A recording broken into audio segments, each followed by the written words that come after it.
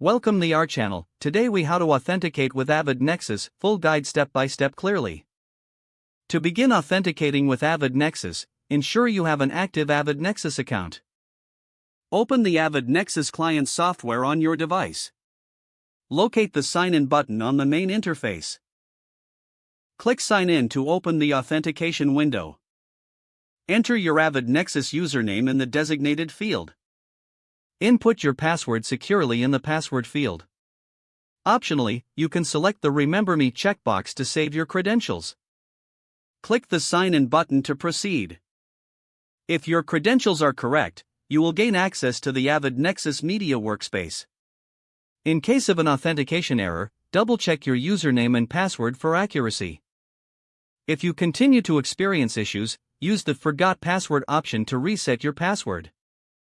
Follow the prompts in your email to reset your password securely. Once reset, return to the NEXIS client and repeat the sign-in process.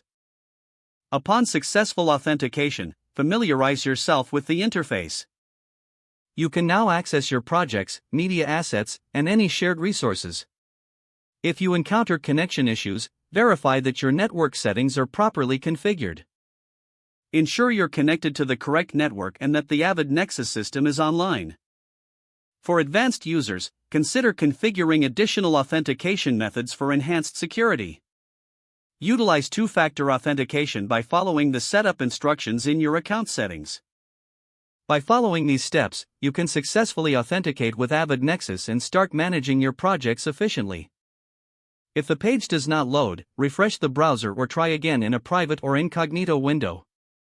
Make sure you are using the correct email address, then retype it carefully to avoid small typos. If your password is not accepted, use the reset option and create a new strong password you can remember.